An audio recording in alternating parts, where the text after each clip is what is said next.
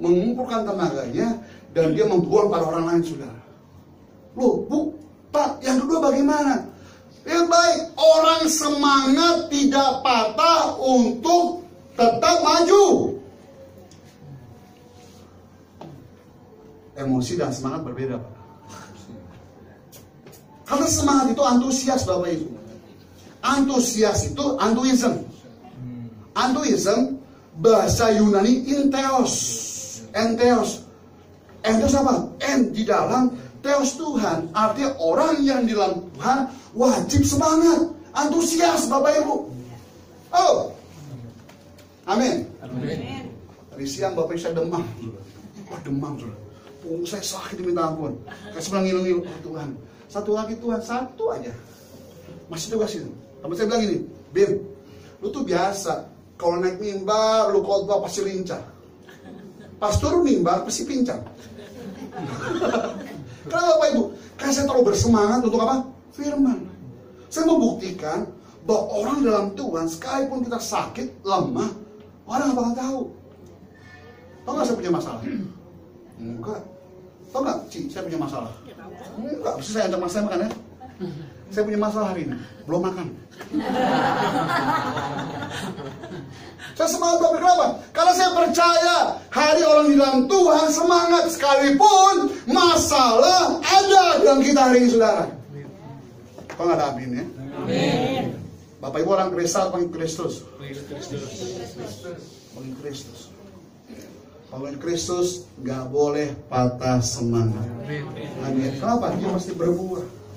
Orang yang emosi nggak bisa ngelihat jelas masalahnya. Tapi orang yang punya hikmat Tuhan bersemangat, dia bisa milih-milih mana masalah ini selesai atau enggak. Betul nggak? Yang paling berat adalah meluruskan setiap benang-benang kusut. Pak, harus dari mana, Pak? Masalah saya banyak, mulai dari mana, Pak? Betul nggak? Pak, saya udah punya uang nih, Pak. Saya mau usaha apa, Pak? Tetap tenang. Supaya apa? Kita paham. Supaya kau bisa berdoa. Amin. Amin. Yuk, kau Bapak Ibu punya masalah ini dengan baik. Yang kedua, ya loh, tetap semangat untuk maju. Daud, 200 orang lagi lemah, di kelelahan, tapi dia tetap maju, saudara. Bapak Ibu, ternyata ketika Daud maju, Tuhan punya cara yang unik untuk membuat Daud menang. Baik, Daud dikenal orang pandai berperang hari ini. Betul ya? Dia punya baju perang, dia punya pasukan 600 orang. Tapi caranya bukan cara Daud yang Tuhan mau. Ayat 11. Baik, ini cara Tuhan. Jadi jangan pakai caramu untuk menyelesaikan masalahmu hari ini. Cara manusia itu hikmat manusia. Tapi engkau dengan hikmat Allah pasti bisa menyelesaikannya. Baca 11. Kemudian seorang Mesir di padang lalu membawanya ke Daud. Mereka memberi dia roti, lalu makan. Kemudian mereka memberi dia minum air. Ayat 12. Dan memberikan kepada sepotong kue ara dan 2 buah kue istis, dan setelah dimakannya dia segera kembali. Sebab dia tidak makan dan minum sama. Baik, lagi berperang, lagi semangat-semangatnya. Tiba-tiba Tuhan munculin orang Mesir, saudara. Kan Daud mikir, loh, lagi berkuda, dengan pasukan perangnya, ada orang Mesir tengah jalan. Mikir gak? Daud lagi punya masalah, lagi dalam keadaan terjepit, dalam keadaan sulit. Tiba-tiba ada orang yang 3 hari 3 malam gak makan gak minum, lagi sakit di tengah jalan. Tuhan berperkara dengan cara yang unik. Betul saya? Pengikut yang lain, para seorang lain berpikir, harus ya kalau Tuhan mau buat cara yang mereka mau. Seringkali orang Kristen berdoa, kalau bisa Tuhan dengan caraku, Tuhan dengan caramu. Betul? Kok nggak dijawab sih Tuhan? Doa saya. Kata Tuhan, oh cara gue beda. Akhirnya saya punya teman sahabat saudara, hari lagi di Polda, tahan saudara. Kata saya simpel, dia lupa kontrol dirinya. Dalam 4 bulan, 870 juta habis. Tarik uang, beli sana, beli sini. Yang pusing suaminya kan? Masalah uang yang dia pakai bukan uang sendiri, uang orang lain. Kasus baru lagi saudara. Masuk Polda, hari ini Bapak Ibu. Di Polda, dia pikir, oh Tuhan, kan sudah bertobat Tuhan, kok belum dibebas-bebasin. Tiba-tiba, dia sakit Bapak Ibu, hipertiroid. Akhirnya mengakibatkan jantungnya bengkak. Nggak bisa di tempat yang sempit, lembab, sesak nafas Bapak Ibu. Dia komplain sama Tuhan, kok Tuhan, saya masalah 1 belum selesai, kok masalah kedua datang Tuhan. Masuk ICU kata kemarin saudara. Terus komplain sama Tuhan, saya bilang ini, Tuhan pakai cara yang unik. Tahukah kamu, ibu yang tadi lumpuh itu hari ini bebas secara hukum karena dipulangkan. Kenapa? Karena sakit. Bisa jadi Tuhan bisa pakai itu supaya kau bebas. Kalian tahu, orang Mesir tadi, dia itu budak orang Amalek loh saudara. Orang Amalek siapa? Yang membumi hanguskan Ziklag. Kampung Daud diratain, dibakar, dirampok oleh siapa? Orang Amalek. Orang Mesir tadi itu budaknya. 13. Terus 1, 2, 3. Kemudian bertanyalah Daud kepadanya, budak siapakah engkau dan dari manakah engkau? Jawabnya, aku ini seorang Mesir, budak punya seorang Amalek. Tuanku meninggalkan aku karena 3 hari yang lalu aku jatuh sakit. Baik. Cara itu beda kan? Cara manusia ingin pakai caranya. Dia bumi hanguskan, gua habisin sekalian. Dia mukul gua pukul balik. Betul nggak? Dia jahatin gua jahatin lagi. Tapi Tuhan nggak mau gitu Bapak Ibu. Tuhan maunya ketika engkau tetap di dalam masalahmu, tetaplah berbuat baik. Si Daud tetap masih makan roti, kasih minum, kasih apa lagi? Kue ara, kasih apa? Kue kismis. Sehingga tubuh orang ini kuat lagi. Bisa ngomong Bapak Ibu. Lihat baik, pertanyaan saya gampang. Ayub 42 ayat 10 berkata bahwa Ayub diberkati Tuhan. Ayat 9 katakan, teman-teman Ayub, sahabat-sahabat Ayub datang ke Ayub, masing-masing memberikan sekista dan 1 cincin emas. Loh, kuncinya adalah pada pasal pertama yang saya bilang Bapak Ibu ya, setiap hari Ayub potong berapa lembunya? 10. Yang untuk Tuhan cuman darah dan apa? Lemak. Dagingnya kemana? Makan pembantunya. Kolesterol Bu, setiap hari. Asam urat Bu, darah tinggi Bu. Kemana? Teman-temannya. Dia bagikan ke orang lain, ke teman-temannya, ke orang-orang dekatnya, saudara. Ayat 9. Ayub 42. Dari ayat 8 dulu. Ya. Di sini kesan Bapak Ibu, orang itu datang kepada Ayub, saudara. Mas-masnya memberikan uang sekista. Coba lihat baik, ayat ke 10. Langsung aja 10.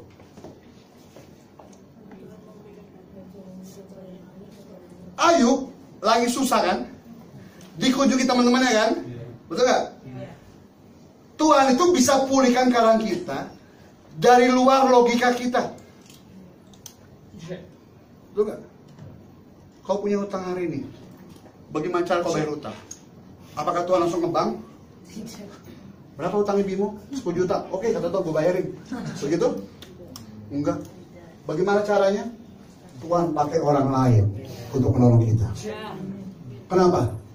Papa saya ngajar saya kecil begini Bapak Ibu. Bin, lu tuh harus berbuat baik dan berteman dengan siapapun juga. Sebab nanti kebaikan itu yang mendatangi kamu. Kalau kau ngasih makan orang Haris, Bin katanya, nanti kasih ketika kau susah, orang habis kasih makan kamu. Kalau kamu nggak makan pun, anakmu masih ngurusin. Kenapa? Karena kebaikan itu yang menghampiri kita. Apa sih ngomong itu, saudara? Lalu saya bikin-bikin juga, iya juga ya. Ayub tuh begitu Bapak Ibu. Dia berkati orang lain, dia berbuat baik kepada orang lain. Ketika Ayub susah, maka orang-orang yang telah diberkati Ayub menghampiri Ayub, saudara. Lalu orang-orang itu dengan baik. Kalau misalkan yang datang 100 orang, ya, berarti satu orang satu kista, betul kan? Dan dikasihlah cincin emas. 1 gram berapa sekarang, Ci? Berapa 1 gram? 500 ya, 4 something ya. 1 cincin berapa gram masing-masing?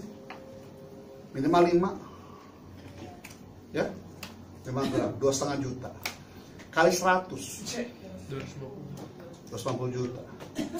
Uangnya ngapain? Belum kista-kista di 100 kista kan? Berarti ada 250 tambah 100, 350 kista. Uang tadi ngapain? Dibelikan kambing, domba, lembu.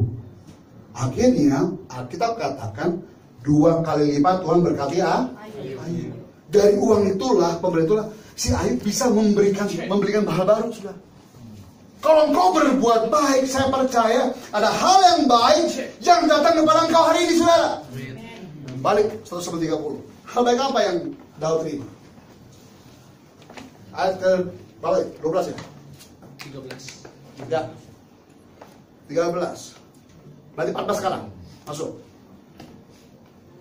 Orang Mesir tadi ngomongin, kami telah menyebut tanah Gegeb, orang Kreati, daerah Yehuda, tanah Kaleb, Ziklag telah kami bakar habis.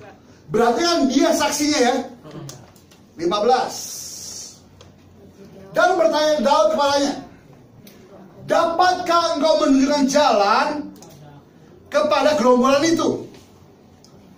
Kata Mesir ini bilang ini, bersumpah dulu nih. Jangan-jangan ketika dia ngasih tahu, dia ngaku, dia bunuh. Orang Mesir ketakutan dong. Dia sendiri orang diri. Daud dia berapa orang? 400 pakaian perang. Lagi dalam keadaan emosi kan? Iya.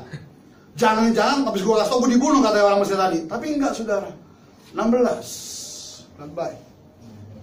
Setelah deal, setelah oke, ada persetujuan. Orang Mesir tadi menunjukkan jalan dan baik. Tuhan pakai caranya, cara Tuhan memberikan jalan keluar untuk masalahmu hari ini. Aminnya dikit banget. Betul kan? Dengan cara Tuhan menunjukkan jalan keluar. Dengan cara Tuhan, Daud punya petunjuk baru solusinya. Kenapa? Dikasih tahu tempatnya dan tampaklah orang-orang berpencar. Lagi pesta pora.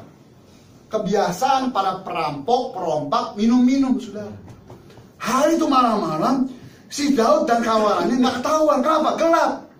Tapi musuh-musuhnya ketahuan. Kenapa? Ada api bakar. Lagi bakar kan? Oh tuh, pasukan berapa kebaca Bapak Ibu. Lalu biasanya kalau pesta pora sampai subuh, pagi-pagi buta, pasti masih tidur. Orangnya mabok. Kira-kira fokus nggak berperang? Enggak. Kita bilang apa? 17. Pada keesokan hari, Daud ngapain? Menghancurkan mereka dari pagi-pagi buta. Sampai matahari terbenam. 1 hari full, Bapak Ibu. Dari gelap ketemu gelap. Tidak seorang pun dari mereka yang kecuali yang 400 pakai unta. 18, saudara.